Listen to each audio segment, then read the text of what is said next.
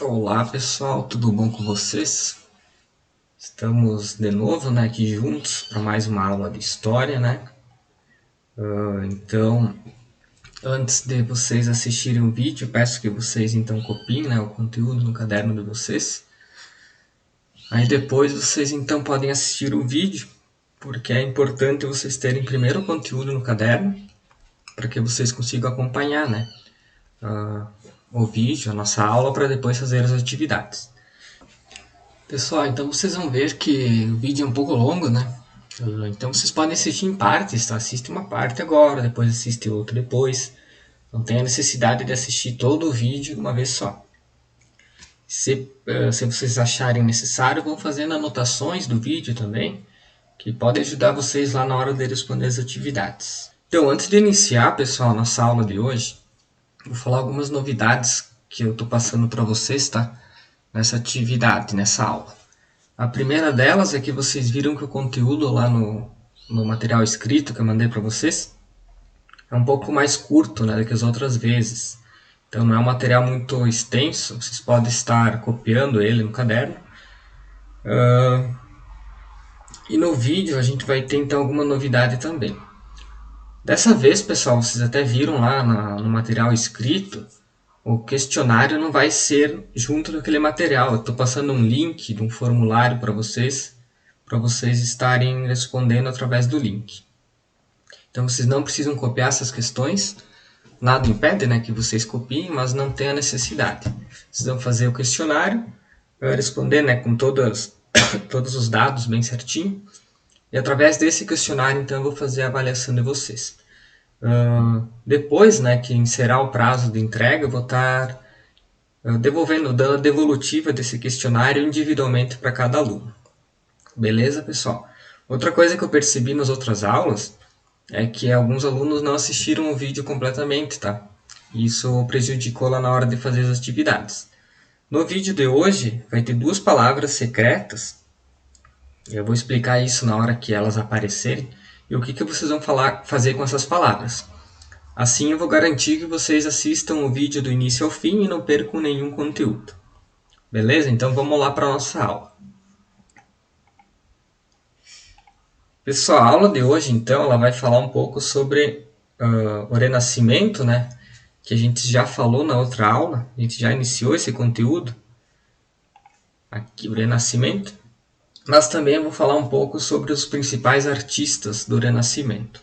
Eu vou mostrar para vocês também um material online, uma visita ao museu que a gente vai fazer, mas primeiro eu vou iniciar a aula fazendo aquela revisão, a revisão dos conteúdos da última aula.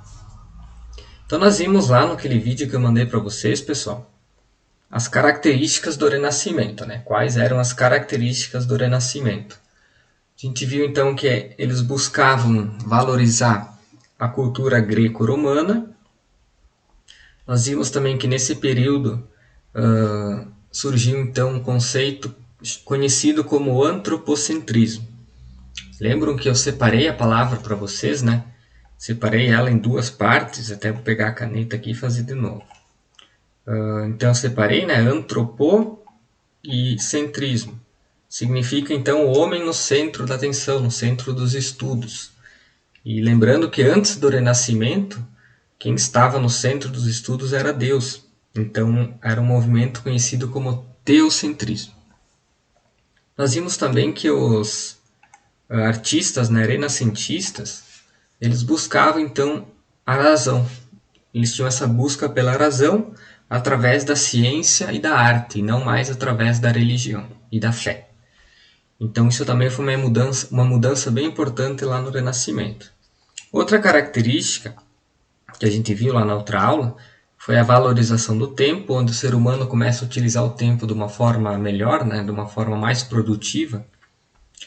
E também o conceito de individualismo, que hoje é considerado uma pessoa individualista, considerado uma pessoa egoísta, mas naquele momento da história, então, o individualismo era uma coisa boa. As pessoas viam o individualismo como um destaque dessa pessoa em relação a outras na sociedade. E a palavra secreta, a primeira palavra que falei antes, que vai ter duas, é a palavra razão. Então, eu quero que vocês anotem essa palavra, porque lá no questionário vai ter uma pergunta que eu quero que vocês citem quais foram as palavras secretas. A primeira é razão, quero que vocês anotem ali, e depois passem para o questionário. A segunda palavra daqui a pouco aparece, mas vamos continuar a nossa aula. Pessoal, então hoje a gente vai estudar, né, quais foram as técnicas utilizadas pelos artistas. Quais foram as técnicas utilizadas na arte renascentista. Então nós vamos ver aqui algumas delas, tá? A primeira dela é o realismo, né, na representação da figura humana. Lembram desse desenho, dessa figura que eu falei para vocês na outra aula? O que ela representa? Representa o ser humano e o seu corpo, né, representado de uma forma bem realista. Esse desenho, foi feito por Leonardo da Vinci. A gente vai estudar esse artista na aula de hoje. E o nome dessa figura significa homem vitruviano. É uma das figuras mais famosas, né, do Leonardo da Vinci. E ela representa então toda a parte anatômica, a anatomia do corpo humano, a geometria, né? Temos aqui figuras geométricas, um círculo, um quadrado, que representam então a perfeição dos seres humanos, do corpo humano. Também nessas figuras e nessas pinturas que a gente vai estudar, a gente vai ver que tinha uma valorização pela matemática, por dimensões, por comprimentos, que vocês estudam lá em matemática, figuras geométricas, né? E isso vai ser representado também nas figuras, nas pinturas e nas obras de arte que a gente vai estudar. Então a primeira das características da técnica renascentista, então, o realismo na representação da figura humana. Outra técnica muito utilizada é a perspectiva. Então, o que é a perspectiva numa obra de arte? Se eu fizer um desenho para vocês, numa folha de ofício, e desenhar apenas uma árvore, ela vai ser uma árvore sem cenários, sem figuras, apenas uma árvore desenhada. A perspectiva, ela nos dá profundidade na imagem, então ela vai dar uma impressão que a imagem é 3D. Se vocês olharem aqui nessa imagem que eu separei para vocês, também é do Leonardo da Vinci, e o nome dessa obra é A Anunciação. Representa então o anjo Gabriel anunciando a Virgem Maria que ela estaria grávida de Jesus, do Filho do Senhor. E nessa pintura, pessoal, a gente consegue observar figuras geométricas com profundidade. É uma tela, mas a gente consegue observar que as árvores estão lá no fundo, que a parede aqui tem um formato de 2 ou 3 dimensões, né? Temos aqui também as nuvens, as montanhas lá na parte de trás da figura. Isso então é perspectiva, ela nos dá essa profundidade na figura e algumas dimensões a mais do que um simples desenho.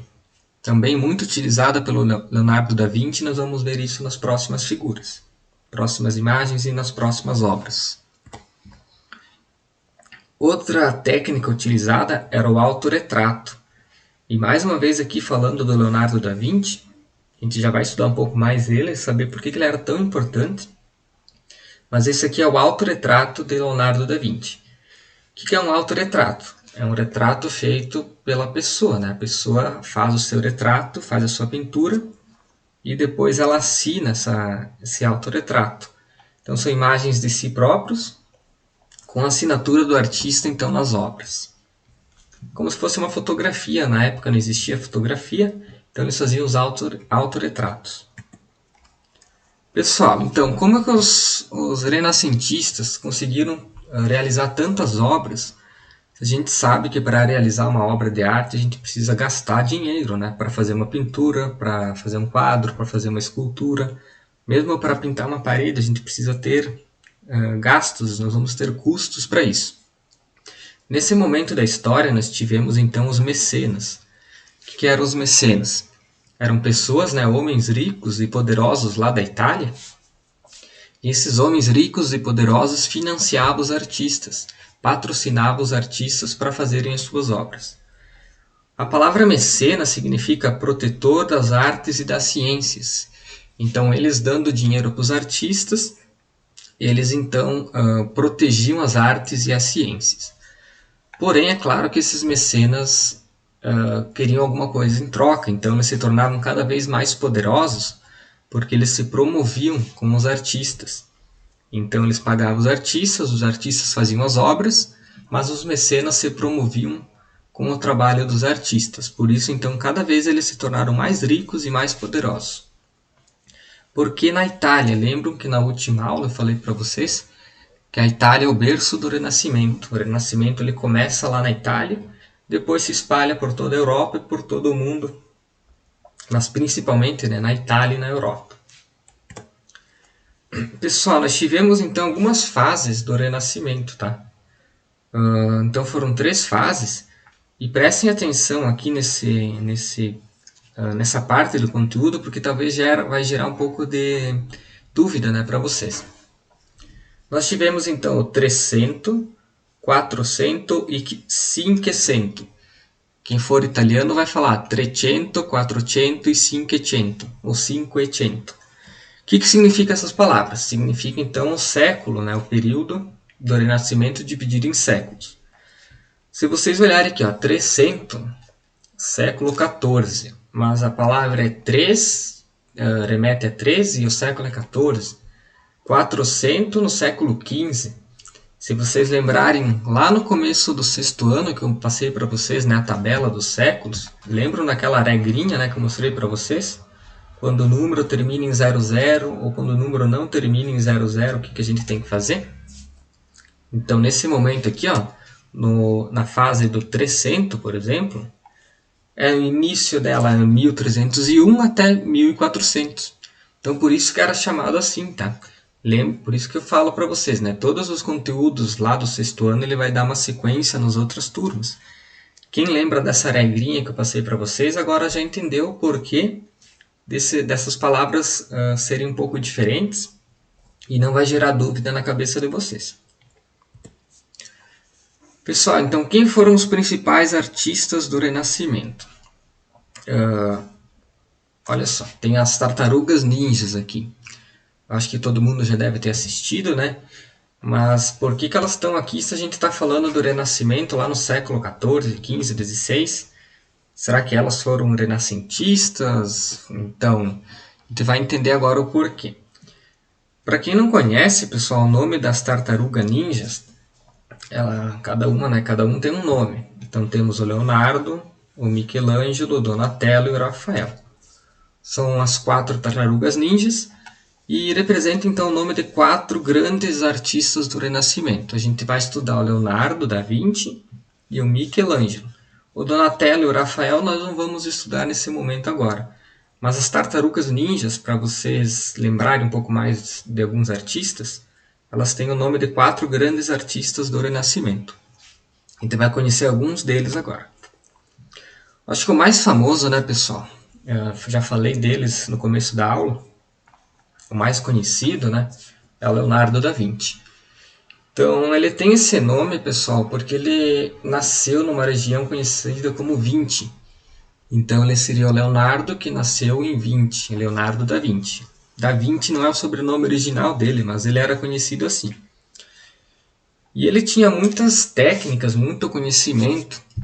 Tanto é que ele não se tornou apenas pintor, tá? Ele foi um pintor, ele foi um escultor, ele foi um arquiteto também, e ele foi um cientista e um engenheiro. Então ele foi responsável por várias criações, várias novidades para a época, que até então eram desconhecidas.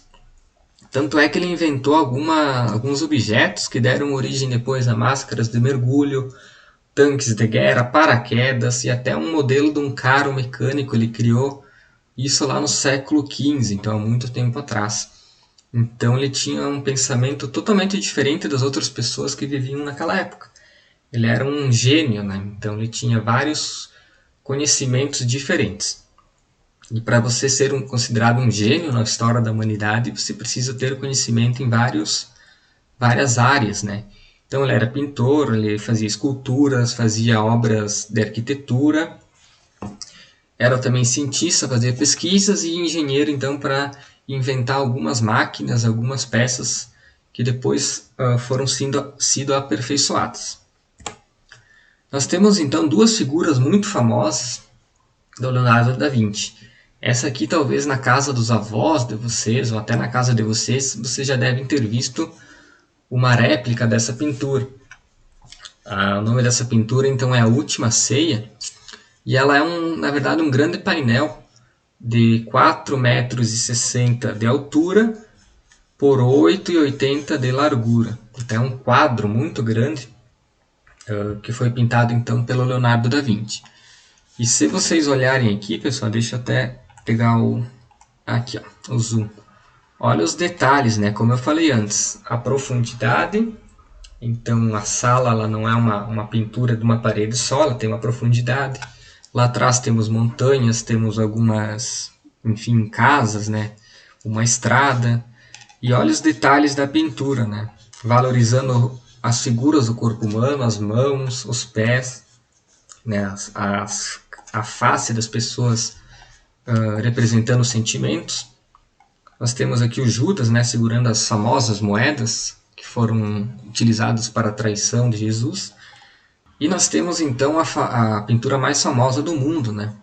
Acredito que todo mundo já viu essa pintura. Ela é a Mona Lisa, mas lá na Itália ela é conhecida como La Gioconda. Só que ela é uma pintura pequena. A gente pensa, né, que a Mona Lisa é um quadro grande, mas tem 77 centímetros de altura por 53 de largura. Então é um quadro bem pequeno e ela está exposta lá no Museu do Louvre, lá em Paris. É a obra mais visitada do mundo. Esse museu é o maior museu do mundo. A gente já vai conhecer um pouco mais desse museu. E essa obra então está lá exposta. Vamos então fazer uma visita para esse museu, vamos conhecer um pouco mais sobre a Mona Lisa. Pessoal, então aqui, ó, primeiro antes da gente entrar lá no Museu do Louvre, esse aqui então é a área externa, a parte de fora, né, do museu. Então esse museu aqui, ó, todos esses prédios aqui, esse complexo aqui, ele faz parte então do Museu do Louvre, essa praça e tudo mais. O museu ele é conhecido por essa pirâmide aqui, né? Fica no centro então, da praça. Provavelmente vocês já devem ter visto essa pirâmide em algum lugar. Então é um museu muito famoso, ele é o maior museu do mundo. Aqui tem coleções desde a pré-história até a história antiga, a história da Grécia, de Roma, do Egito Antigo, tem uma coleção muito grande. Eu até vou passar para vocês, pessoal, no WhatsApp, um aplicativo para vocês estarem visitando através do aplicativo o Museu do Louvre. Então esse museu, pessoal, como eu falei, né, é onde está a Mona Lisa, o quadro mais famoso ali do período renascentista. E agora então a gente vai visitar esse local, como que está então a Mona Lisa atualmente. Pessoal, então aqui nós estamos dentro do Museu do Louvre, tá bom? Então olhem aqui. A Mona Lisa, pessoal, ela está exposta então numa parte específica, só que tem algumas precauções que os seguranças, enfim, os donos do museu, né, as autoridades tomaram em relação à obra. Como eu falei para vocês, olhem, ela é uma obra pequena, né? Tanto é que de onde foi tirada essa foto que eu estou mostrando aqui para vocês, a resolução não conseguiu nem ficar boa de tão pequena que é a obra, e para prejudicar, né, essa imagem, foi tirada de longe. Mas por que foi tirada de longe? Os visitantes, pessoal, eles não podem se aproximar da Mona Lisa, porque há um tempo atrás, né, alguns anos atrás, as pessoas poderiam então chegar bem próximo a esses outros quadros, assim como eles poderiam então chegar na Mona Lisa também, bem pertinho. O que aconteceu? Tiveram alguns casos de vandalismo. Como a Mona Lisa é uma obra única, né, não foram feitos 2 quadros da Mona Lisa, é um quadro único. E por toda a importância que representa esse quadro, foi então feito algumas medidas de segurança. Como eu estava falando para vocês, teve alguns casos de vandalismo, onde algumas pessoas tentaram tirar o quadro da parede. Teve casos que pessoas que jogaram líquido, jogaram água, café, enfim, na pintura com intenção de danificar. Pensando nisso, então, pessoal, eles criaram então essa barreira de madeira, vocês acompanham aqui. Tem uma outra barreira aqui com uma fita que as pessoas não podem nem chegar próximo a essa madeira, né, que está ali para proteção. Além disso, nós temos um quadro blindado que está na frente do quadro da Mona Lisa. Nós temos um vidro blindado para proteger então de possíveis ataques de vandalismo. E aqui no lado nós temos 2 seguranças em cada lado também como forma de proteger essa pintura. Então vocês podem estar visitando o Museu do Louvre, pessoal, através do aplicativo do Google, tá? O Google Maps. Durante a nossa live eu vou mostrar para vocês como que a gente consegue visitar alguns locais. Mas no ano passado, né, a gente visitou as pirâmides, a gente visitou o Coliseu, né? Eu lembro que eu visitei com vocês a Muralha da China. É o mesmo site, o mesmo aplicativo, a gente consegue então fazer essas visitas. E olha a quantidade de gente, né? Muitas pessoas, né? O quadro mais famoso do museu. Então é muito difícil você chegar perto aqui para tirar uma foto e, né, geralmente quem vai ali acaba se... enfim, não atende às expectativas, né? Porque acaba ficando longe da pintura e as fotos então não ficam tão legais como a gente pensa que iriam ficar. Então essa aqui, pessoal, a Mona Lisa lá no Museu do Louvre. Vamos lá, vamos continuar nossa aula agora. Pessoal, então voltando aqui, né? A gente visitou então o museu. Vamos falar então agora de outro artista, que é o Michelangelo, né? Michelangelo é também um artista muito conhecido por 2 principais obras que ele acabou fazendo. A primeira delas, pessoal, é a Pietà, que é essa obra aqui, é essa escultura. Essa escultura aqui, ela representa a Virgem Maria pegando Jesus após a sua morte, né? Então significa piedade. Pietà em italiano significa piedade. E é uma escultura muito famosa também pelos seus detalhes. Se a gente olhar aqui, dar um zoom na imagem, olhem as mãos, olhem as pernas. Isso aqui é tudo uma escultura feita de uma peça de mármore. Então ele pegou uma grande peça de mármore, ia batendo, né, fazendo o seu trabalho lá de escultor, até sair essa obra de arte que é muito famosa e muito bonita. Essa obra, pessoal, ela representou para o Michelangelo um apelido. Após ele fazer essa obra, ele foi conhecido como poeta do corpo, porque ele representou muito bem o corpo humano, as expressões, os detalhes, né, na escultura, que é uma das esculturas mais famosas do mundo. Ele também foi responsável por pintar o teto da Capela Sistina. Para quem não conhece, a Capela Sistina é a capela onde, lá no Vaticano, lá onde fica o Papa. É uma pequena capela que fica no ladinho da praça, e ele pintou então todo o teto da Capela Sistina. Uma curiosidade é que ele pintava o teto deitado, então ele colocava um andaime, deitava e fazia lá as pinturas então deitado, para que ele tivesse então um pouco mais de conforto, né, durante a pintura. E todo o teto ele demorou então 5 anos do trabalho dele para finalizar o teto da Capela Sistina. E esse teto, essas pinturas então representam alguns episódios da Bíblia. A gente já vai conhecer também a Capela Sistina, vamos fazer uma visita virtual. Porém, olhem aqui, ó, essa pintura é a mais famosa, ela está bem no centro da Capela Sistina. E ela representa então o momento da criação do ser humano. Então temos aqui a figura de Deus, criando então o ser humano, né, a sua imagem e semelhança. Então uma obra muito famosa também, conheço algumas pessoas que visitaram a Capela Sistina, e de quase 500 anos atrás, né, essa pintura então está bem preservada lá no teto da Capela Sistina. A gente vai visitar então agora a Capela Sistina para conhecer um pouco mais desse local e dessas pinturas. Então, pessoal, a gente está aqui agora na Capela Sistina, é lá onde o Michelangelo ele acabou pintando então todo esse teto aqui. Então, é uma capela que fica lá no Vaticano, lá na região, fica dentro da Itália, né? O Vaticano é o menor país do mundo, é lá onde fica o Papa, lá onde o Papa mora, onde o Papa realiza suas missas. Tem a famosa Praça de São Pedro e tem essa capela também. Então essa capela, pessoal, ela é o maior símbolo, né, um dos maiores símbolos da arte renascentista. E olhem aqui, ó. Claro que a resolução não está tão boa, né? Mas aquele desenho da criação do ser humano que Michelangelo fez está bem no centro aqui da Capela Sistina. Então a gente consegue visualizar várias pinturas, né, todas elas com seres humanos, sendo retratados, né, a figura do ser humano muito perfeita, né, para aquela época, as pinturas da época. Então Michelangelo então ficou muito famoso por essa pintura aqui. Então ele demorou 5 anos para pintar todo esse teto aqui, as paredes do lado também. E isso então representou o maior trabalho da vida de Michelangelo. Beleza? Vamos voltar lá para a aula então. Temos então o Luiz Vaz de Camões. Ele então que tem uma obra de arte uma obra da literatura muito famosa, que é Os Lusíadas. Vocês podem pedir para a prof de língua portuguesa, ela vai saber muito mais desse conteúdo e vai ajudar vocês também se vocês tiverem curiosidade. Essa obra ela remete às viagens de Vasco da Gama.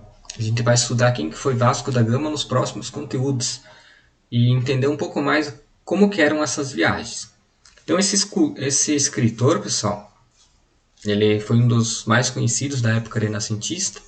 Ele está representado aqui nessa figura.